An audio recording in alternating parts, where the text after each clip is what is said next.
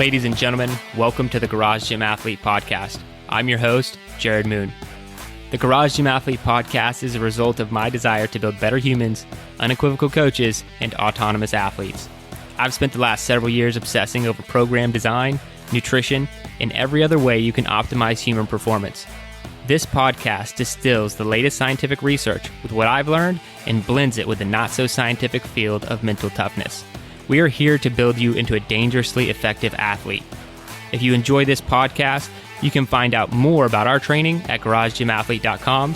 And if you want to pursue more into the field of coaching and programming, head to endof3fitness.com. Thanks for listening.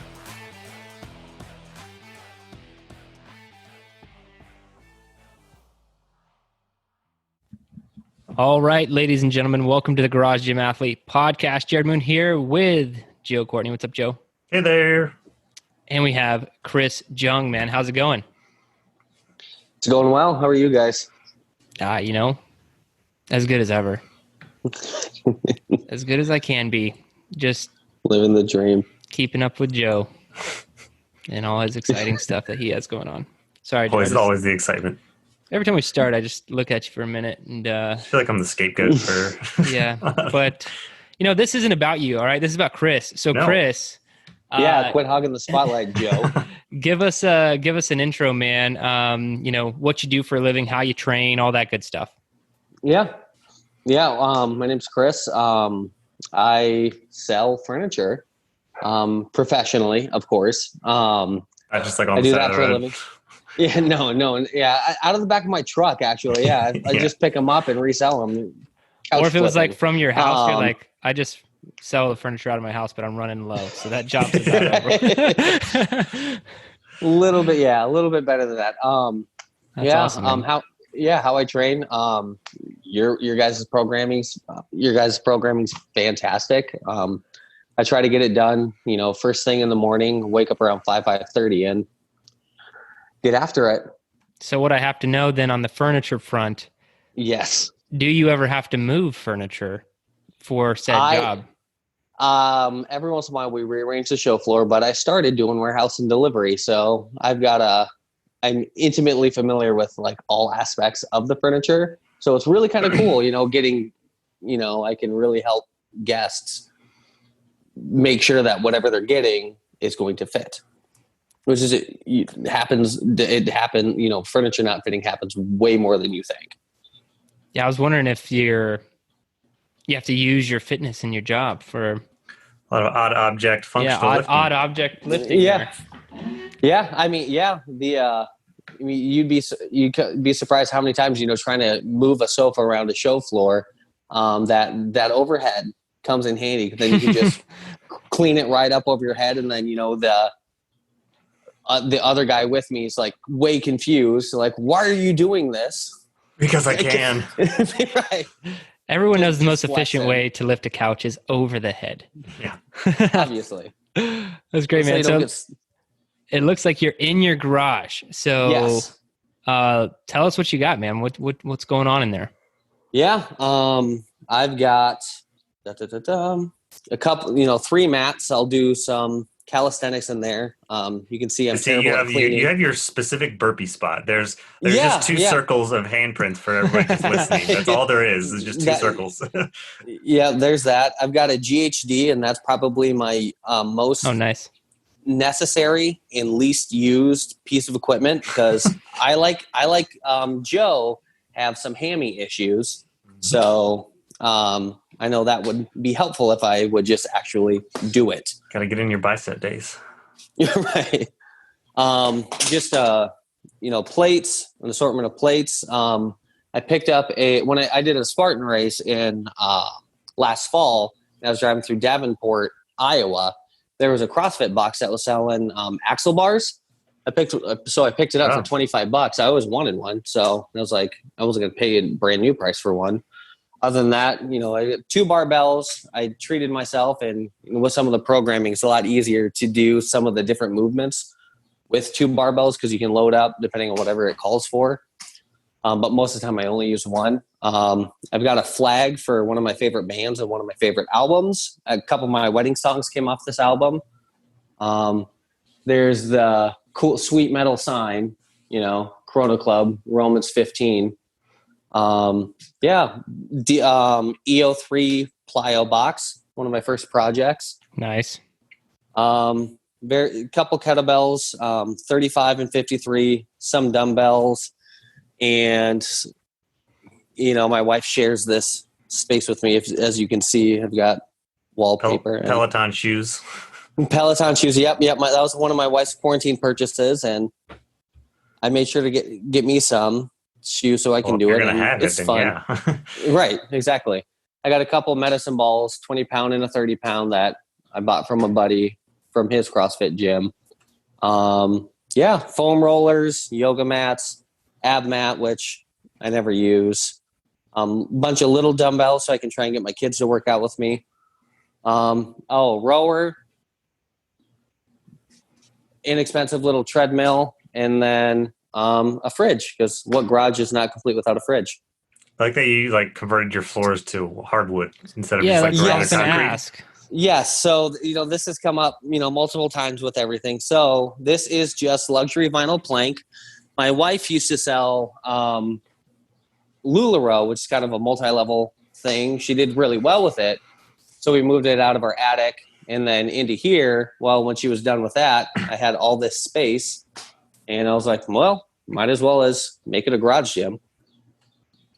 Nice. Seems like a pretty massive garage too. Yeah, lots of open space. Yeah. That's good. Yeah, two stall, and I've got a little IR sauna over there. Oh, nice. So, yeah. Just gonna brush that off there. I was gonna say I was just casually throw that in there. Yeah, casually throw it in there. Yep. I actually used it earlier today, so for about half hour. Oh, this thing. So we have a gym supplier here in the town we live in. They sell commercial gym equipment. He started out making random gym equipment too for benches and racks and stuff like that. I asked him if he'd make me a pull-up bar because, we're doing that Murph project, and I've got buddies consistently doing it with me. And you can only, it takes so long when you're trying to run 2-3 people on a frickin', squat rack to do pull-ups. So I had him make me that, and $30 and we're golden. You're the second person recently that actually had a fabricator, somebody who knows how to work metal, make them a piece of equipment. The other guy had a full rack custom made, but a pull-up bar, that's pretty awesome. And $30, it's totally worth it. Totally. Yeah. He said he just had some lying around and dropped it off to me and said, $30. Oh, and then I got one of these too for the Murph Project. So just a silly little door jam pull-up bar that I almost kill myself on every single time. How many people are doing the Murph Project with you? Consistently, I get about 2 other people with me. And then last week I had a father, and he's on the fire department with me here in Jessup. I'm volunteer fire. And he had his 12-year-old son join in, and that was a lot of fun. So I had 3 people last week. So anything I can do to convince people, just give it a try. And yeah, you guys are, this Murph Project seems way more successful than mine. Yeah. I wish I would have been a part of that one, because mine was very lonely. Yeah. Except you just need to let Trampus run it. Well, I had a few people start with me at the beginning. I'm talking about in person, and it was like, they made it 2. I'm like, well, there's a lot more to go. But that's fine. I'll do it. That's cool, man. Well, and one thing, back to the Murph though. One thing I'm stressing to everybody too, don't be afraid of the Murph. If you can't do a pull-up, I've got rings, I've got that GHD, do substitute. If you can't do pull-ups on the floor, go to your knees. If you can't do that, just push up against the wall. The only thing you can't really sub is a run. So just get out and just make sure you can run, and then just get out here and do it. Have fun, do something hard. Love it. I do enjoy the workout. Where are you located? Jessup, Iowa. So kind of northeast Iowa-esque. Okay. So weather? Does it get cold? Hot? Yep, exactly. It gets cold and it gets hot. So I think we'll get easily in winter. Weather, yes, we have it. Yes, yeah, we do. We have lots of it. Summers it's not, with the humidity, you're easily hundreds, or 90s to 100. Dead of summer, and then winter, you're negative. It's not uncommon to get negative 20. So yeah, not a good spectrum. Like No, if you're going to live no, somewhere it's not. cold, at least let it be mild during the summer. But yeah, that's what the pro to Texas is. We don't have a legitimate winter, and our summers suck, but the rest of the year is fine.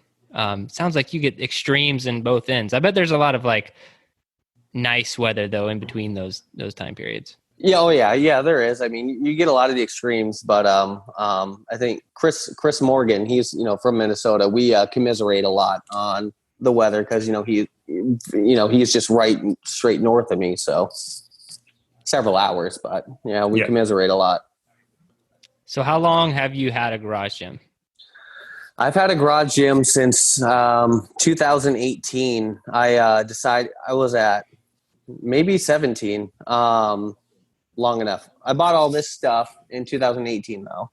I decided one day I was at 240 pounds and I was like, I can't do it. My back's always hurting. I'm having a hard time playing with my kids. So I wanted to get out and do something healthy.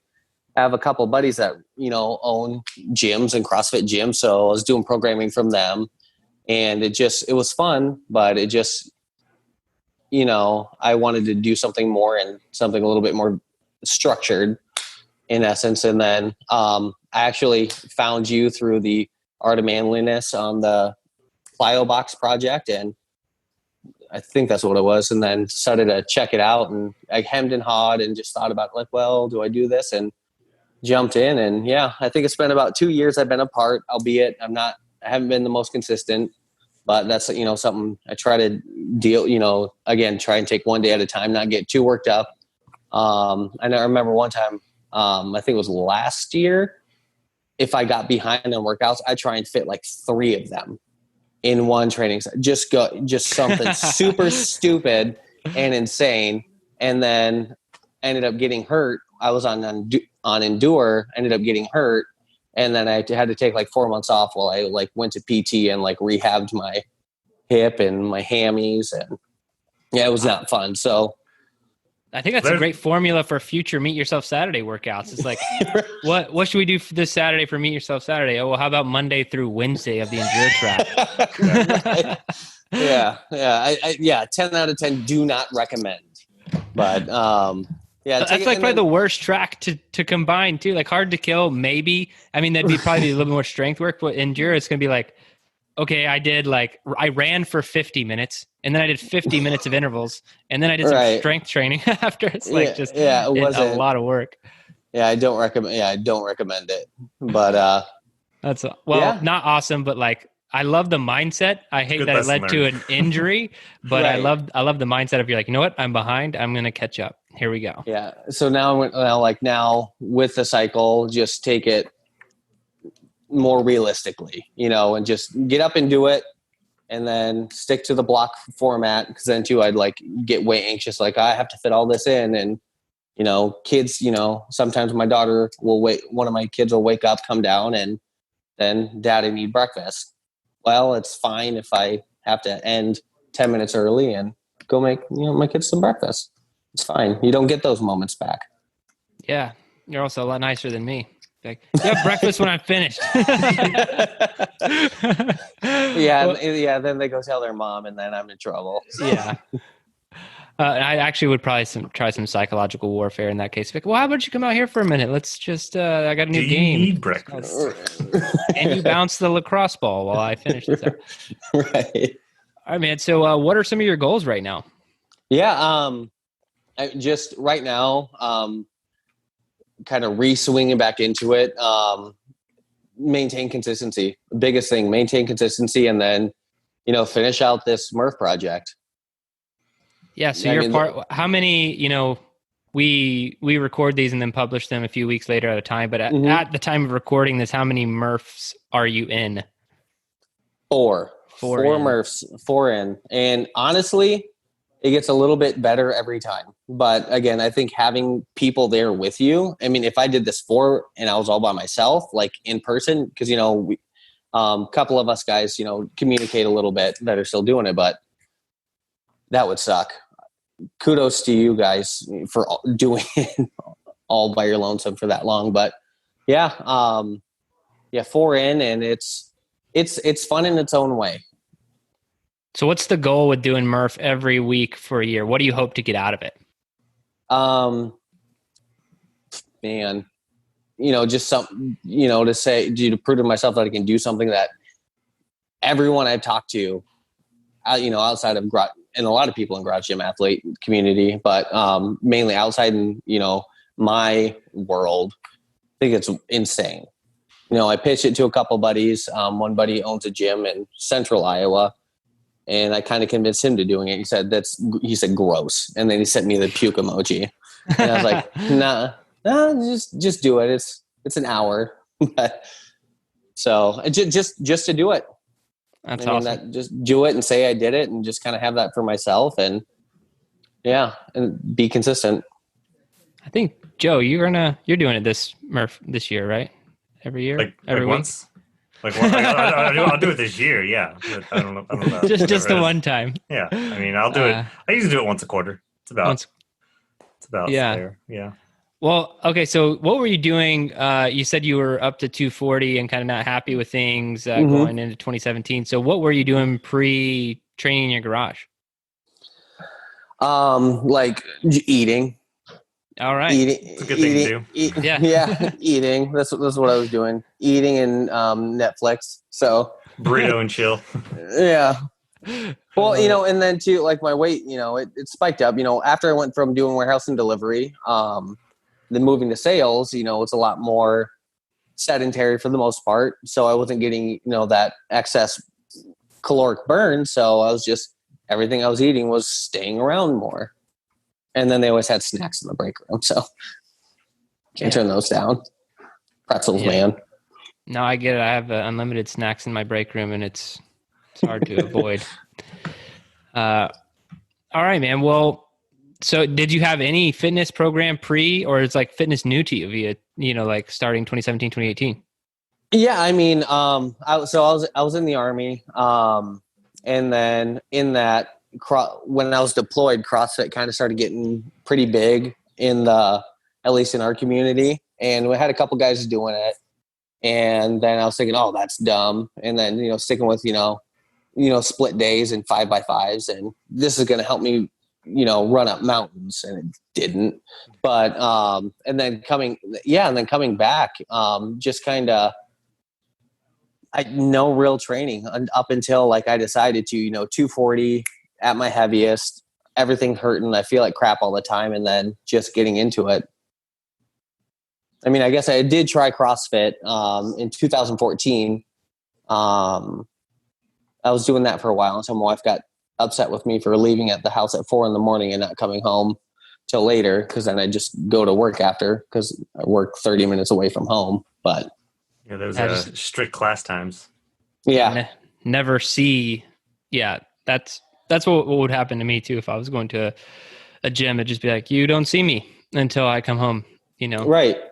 That would be rough. And then having it here, I mean, in my house, it's on my own time, the normal justifications for having a garage gym, you spend all that time driving. For me, it's half hour there, half hour home. So there's an hour, not to mention the hour plus that you're at a gym trying to figure out what to do if you're not going to something structured with a more structured type class type. So it made sense. It made the most sense to do garage gym and then get some really quality programming. So 2-part question. How do you like training in your garage, and what is the biggest struggle in doing so? I like, just the close to home. I don't have to shower. If I want to come out in my underwear, I can, go work out in my underwear in my garage, as long as there's no running programmed. I think I slap clothes on, but, that, and then biggest struggle, I mean, consistency. I mean, the biggest thing, just kind of getting over yourself and, oh, I'm too tired, or my legs are sore, or, sore muscles, just kind of getting over that self and just waking up and just walking downstairs. And if that's the biggest struggle. If memory serves me correct, you do kind of run in your underwear. Yes, I do love Oh, silky. is he the Silky Bunch? Yes, yeah. He's in the crew with me. Yeah, your memory serves you good. So I That's love less than underwear. I love silkies. My wife said I can wear them in our zip code, but I can't pick up her kids from school in them. That so makes sense. Otherwise, I wear them all the time. So love them. I think the rule is slowly becoming, you're not allowed to wear those. I think that's where my wife is headed. But I don't know. I like to surprise the neighbors. They're like, oh, did you forget to get dressed? Like, no, this is what I'm wearing. Especially when there's no shirt involved too. And I walk out for a run. It's just like, but I think you just look like a serious runner if you're like in shorts like that. Oh yeah. They got to be that guy's going, that's going to be like a 20-mile run. Well, then what you need to do with that, just to kind of help the serious runner look, you just need to get one of these little flip belt things, or a super duper dope fanny pack.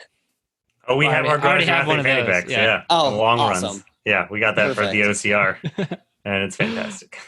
Yeah. All right, man. Very interested in this one. What's the hardest workout you've ever done? I thought about this one, and it didn't take me long to think about. Conditioned me to the grave. When I had an air bike and I got my rower and all of that on the hardest thing, because you're changing those different aerobic, modalities, for that, and just a nightmare. It's fun, but that hardest workout I've ever done. So now when you tried to fit 3 days in one day? No, not yet. That one, I hate that workout. I mean, I like Broken Arrow more than Condition Me to the Grave, because Condition Me to the Grave, to finish it, I just have to keep such a fast pace on everything for such a long, to get under the hour, and it's just, it's tough. I don't enjoy it. I think I have only done Broken Arrow once, and I can't obviously remember it, but, Condition Me to the Grave, it's hard, but it's kind of fun because you get to, again, just kind of switch up how you're doing it. Yeah. How you're dying just a little bit. Yeah. It's like that TV show on Spike way back in the day, 1,000 Ways to Die, Yeah. Just call it, it's basically Meet Yourself Saturday in a nutshell. That's a good name. To change it or to make another workout? To make another workout. I already know what the next Meet Yourself Saturday is. I'm going to go pick 3 random days of the Endure track and put them all together. There we go. Yeah. All right, well, if you do 1,000 Ways to Die, it's got to be 1,000 meters on the bike, running, and rower. Look, followed by 1,000 stop burpees. talking. He's just going to turn it up to 11, and then we're all going to be. Yeah. Normally, whenever someone starts with a suggestion, I immediately go to, okay, how can I make this much worse than they thought it was going to be? Because speaking of which, I've tossed around to the guys that in GGA that are doing Murph, and I keep asking them just crazy ideas like, what do you guys think of a sandbag Murph? And just stuff like that. So I ended up buying. That? Yeah, what is the sandbag? Well, exactly. Murph? You just have to run with it. Really. Run with the sandbag? Yeah, I switched it to a feed sack. I already ordered 3. They'll be here on Friday. I'm not going to start it yet. You already roped in the people that do Murph with you too, because that's yeah. Well, I cleared it by them, and 2 out of 3. The other one of the guys said, "Yeah, I'll try it." I'm like, "Awesome, that's all I need." But you throw it over your shoulders, kind of like you would if you're running up whatever big hill in a Spartan race, 3-mile run. Push up, you can either throw it on your back or do push-ups on it to make it a little bit more challenging for an unstable surface. And then still trying to figure out how to nail pull-ups, but then obviously front squat, sandbag, or the feed sack for your squats.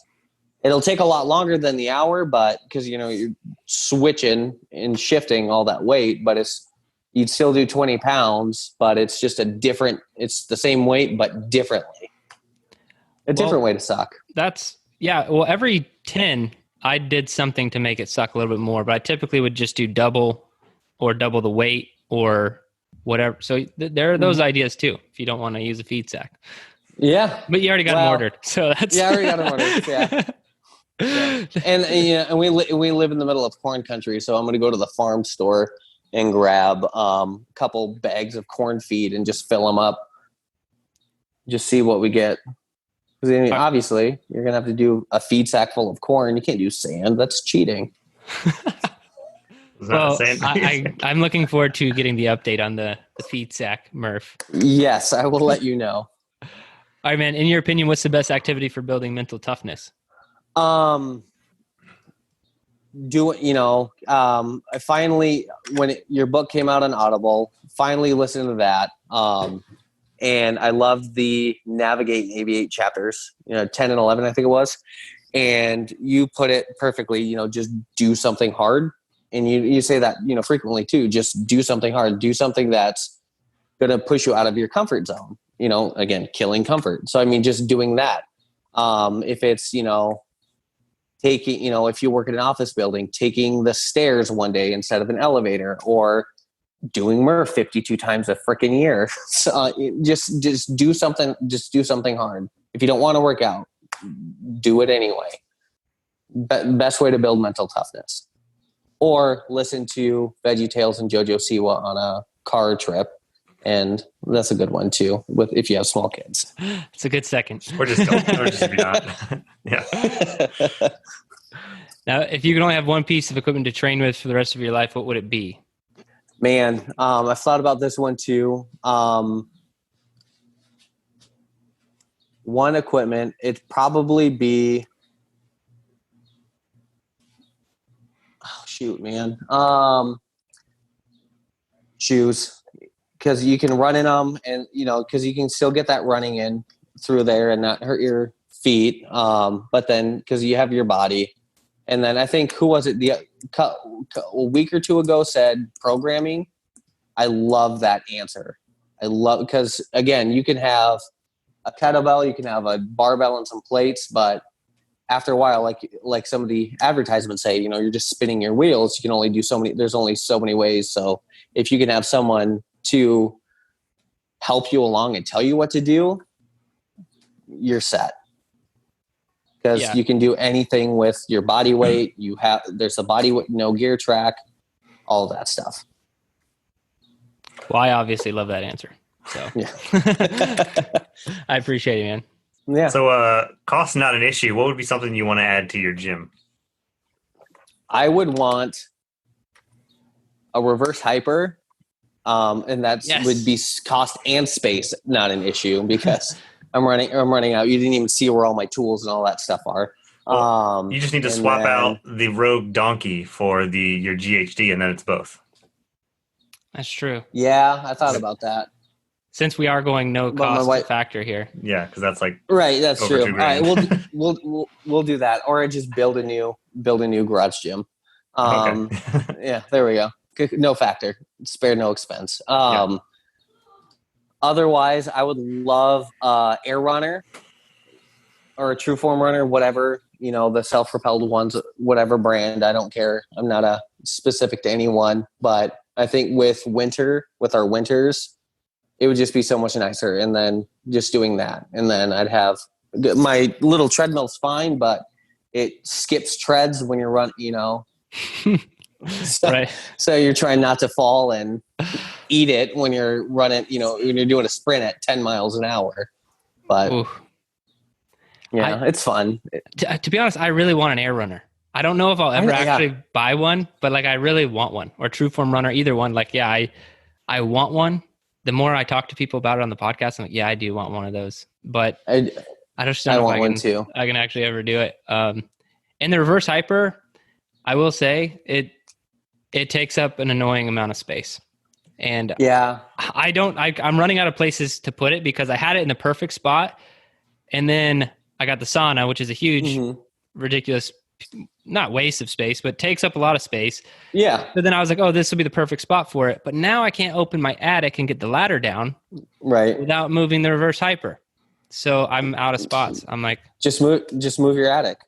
Yeah, I'll cut a new hole. There we go. Just cut a new hole. Easy, Well, I normally done. just open it like without the ladder and I just crawl in there. So safety. Yeah. Ladders are for ladders are for the birds. It's part of the workout. All right, man. Last question of the show. What is the best advice you have for all the Garage Gym athletes out there listening? Best advice, stay consistent with that, whatever you can do. And with that, if you have, a tribe, if you can find people, connect with people either in, the Garage Gym athlete community to help you stay accountable, or friends, loved ones to help you stay accountable, do it. Cause that's huge to success.